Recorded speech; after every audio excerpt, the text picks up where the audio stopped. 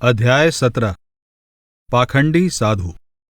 भक्ति का दिखावा करने वाले साधुओं और फकीरों पर पलटू साहब ने तीखे व्यंग किए हैं और इस बात पर खेद प्रकट किया है कि लोग उन पर बहुत जल्दी विश्वास कर लेते हैं।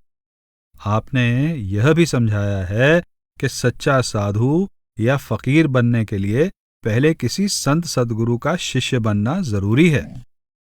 हवा हिरिस पलटू लगी, नाहक भय फकीर, नाहक भय फकीर पीर की सेवा नाही, अपने मुंह से बड़े कहावे सबसे जाही, धम धूसर होई रहे बात में सबसे लड़ते, लाम काफ वो कहें ईमान को नाही डरते, हम ही हैं दुर्वेश और न दूसर कोई, सबको देही मुराद यकीन से ओकरे होई, मन मुरीद होवै नहीं आप कहावें पीर, हवा हिरिस पलटू लगी नाहक भय फकीर।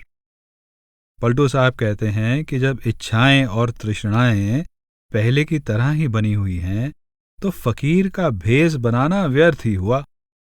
जिन्होंने किसी सद्गुरु की सेवा भक्ति नहीं की, यानी उससे नाम का भेद लेकर उसकी कमाई नहीं की, वे सही माने में फकीर बन ही नहीं सकते। वे लोगों के पास अपनी बड़ाई कर कर के अपने को बड़ा कहलवाते हैं। लोगों का दिया भोजन खा खा कर वे मोटे और बेडौल हो गए हैं। वे बात बात पर सबसे लड़ते हैं और गाली गलौज करते हैं। धर्म के विरुद्ध आचरण करने में उन्हें कोई डर नहीं लगता। वे समझते हैं कि सिर्फ वे ही सच्चे फकीर हैं, कोई और नहीं। हर किसी को वे उनकी इच्छा पूरी करने का भरोसा दिलाते हैं और लोग उन पर विश्वास करके उन्हें अपना मानने लगते हैं, उनके श्रद्धालु बन जाते हैं। जबकि उन फकीरों ने खुद कभी किसी सद्गुरु का शिष्य बनना स्वीकार नहीं किया। उनकी इच्छाएं और तृष्णाएं मिटी नहीं, फिर भी वे अपने को पीर कहलवाने लग गए हैं। फजूल है ऐसी फकीरी। भरी भरी पेट खिलाइए तब रीझेगा भेष, तब रीझेगा भेष जगत में करे बड़ाई, लाख भगत जो होए खाए बिनु निंदत जाई, रहनी लखे नहीं कोय नाही टकसार बिचारे, भाव भक्ति ना लखे खोजत सब फिरे आहारे, भेष में नाही विवेक भय 10-20 विवेकी, कोटिन में 10-20 संत तिन रहनी देखी, पलटू रहे आपान में आन में मारे मेख, भरी भरी पेट खिलाइए तब रीझेगा भेष। पलटू साहब हमें समझाते हैं कि पाखंडी साधुओं को अगर भरपेट खिलाओगे तभी वे प्रसन्न होंगे और फिर सब जगह तुम्हारी प्रशंसा करेंगे। चाहे कोई उनका कितना ही बड़ा भक्त क्यों ना हो, चाहे वह उनसे कितना ही प्रेम क्यों ना करता हो, अगर उस भक्त ने अच्छी तरह खिलाया पिलाया नहीं तो वे उसकी निंदा ही करते रहेंगे।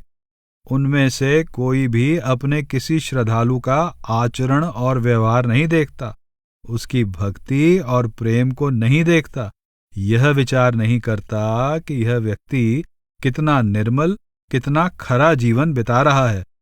वे सब तो केवल अच्छा भोजन ढूंढते फिरते हैं। उनके वेश को देखकर यह मत समझना कि वे सत्य असत्य की पहचान रखते हैं।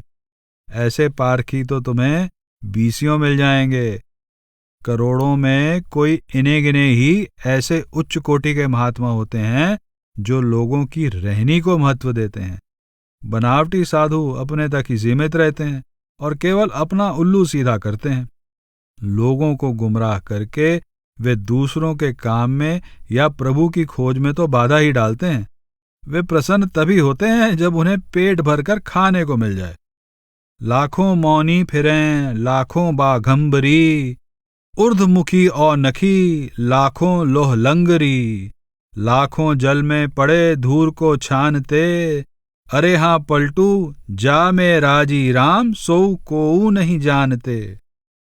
पाखंडी साधुओं की कोई गिनती ही नहीं है। ये बताते हुए पलटू साहिब कहते हैं कि ऐसे लाखों साधु घूमते दिखाई देते हैं जिन्होंने मौन धारण कर रखा है या बाघ की खाल ओढ़ रखी है।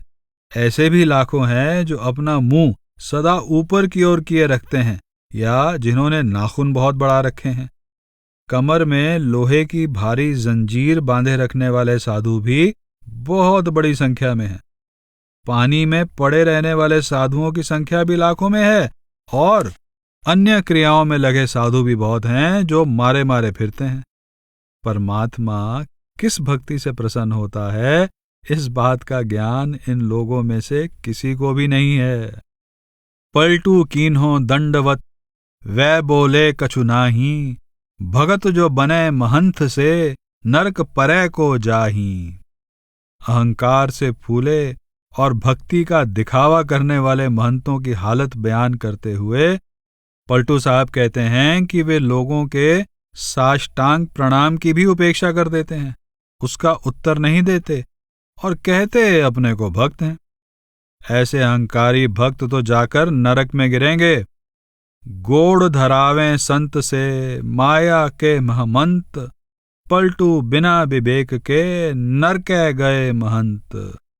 महंतों पर एक और व्यंग करते हुए पलटू साहब कहते हैं कि उनकी महिमा का आधार उनकी विशाल धन संपत्ति होती है, रूहानी पहुंच नहीं। वे चाहते हैं कि संत भी उनके चरण छुएं। उन्हें सत्य असत्य की पहचान नहीं होती, इसलिए उन्हें नरक ही मिलता है, परम धाम नहीं। झूठा सब संसार झूठे पतियात हैं, दुई झूठे एक ठौर नरक में जात हैं। जहवा सुने पखंड तहां सब धावते, अरे हाँ पलटू संतन के रे पास को नहीं आवते। लोगों को जहां भी किसी पाखंडी साधु के होने की खबर मिलती है, भागे भागे वहां पहुंच जाते हैं। बड़े दुख की बात है कि वे उन संतों के पास नहीं जाते जो सच्चे महात्मा होते हैं और कल्याण का सच्चा मार्ग दिखाते हैं। आपके कहने का भाव है कि इस मिथ्या मायामय संसार में उलझे हुए लोग अपनी सांसारिक आशाओं तृष्णाओं की पूर्ति के लिए पाखंडी साधुओं पर भरोसा कर लेते हैं। इसके फलस्वरूप पाखंडी साधुओं के साथ उन्हें भी नरक में जाना पड़ता है।